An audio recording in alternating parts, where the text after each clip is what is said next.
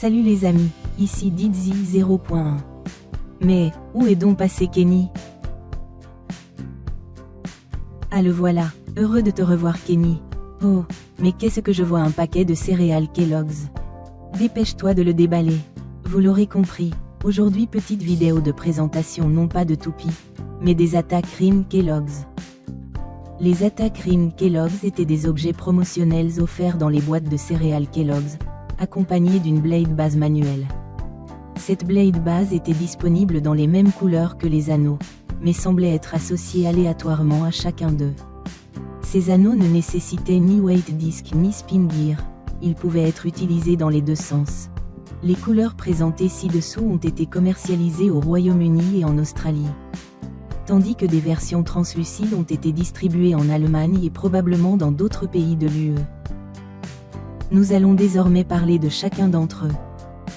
Le premier, Cross Tornado. Il a un poids de 4,4 grammes. Il a une forme circulaire, dotée de 6 larges protubérances rondes et de 2 petites languettes. Les points de contact arrondis, malgré leur saillie, en font un attaque rim défensif viable pour les modes défense. Cependant, il ne présente aucun avantage par rapport aux toupies de type endurance. Globalement, il est efficace en défense. Le suivant, Cyclo KO.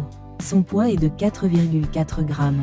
De forme ovale allongée et crantée, avec 2 larges protubérances au centre, sa forme agressive empêche une utilisation défensive correcte. Cependant, cet anneau excelle dans les combinaisons de type attaque.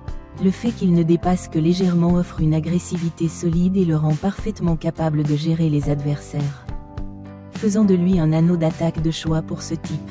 Ensuite, Moonrazor. Il a un poids de 4,4 grammes.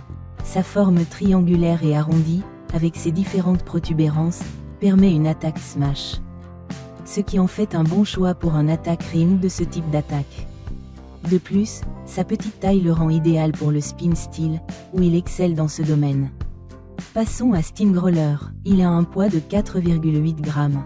Attaque ring à 5 pointes avec un design incurvé vers l'arrière, et de nombreuses encoches pour des attaques barrages puissantes et une performance agressive globale.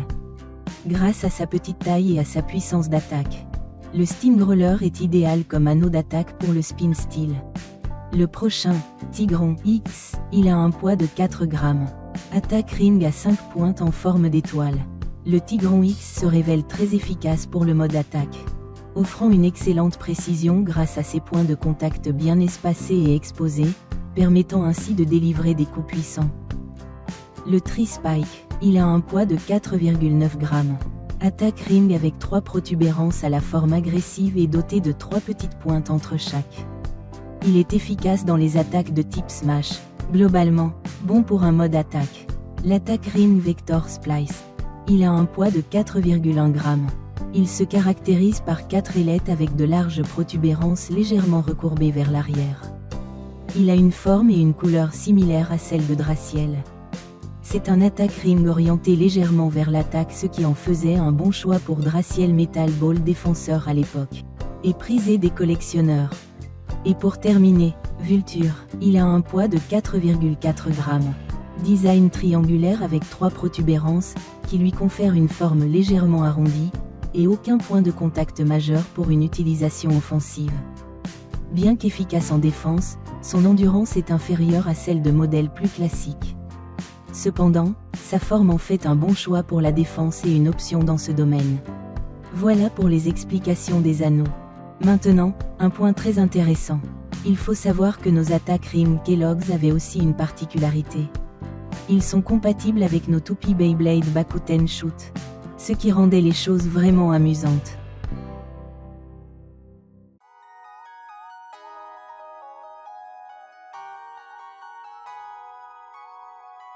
Pour rigoler, on pouvait utiliser la blade base manuelle et lancer sa toupie à la main.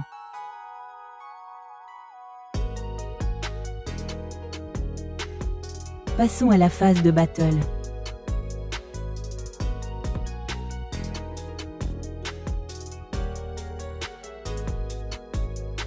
Three, two, one, go, shoot.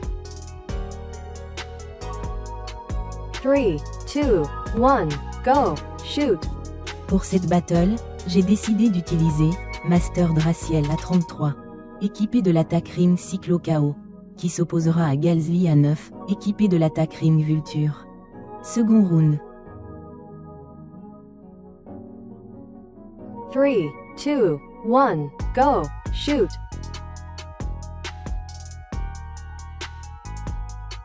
Three, two, one, go, shoot. Des coups violents s'enchaînent, il y a du mouvement. C'est vraiment des battles comme je les aime. Le match est très serré. Les toupies commencent à perdre en endurance. Et finalement, c'est Master Draciel équipé de Cyclo KO qui l'emporte par spin finish. Sur ce les amis, il est temps pour moi d'y aller. À la prochaine pour une nouvelle vidéo.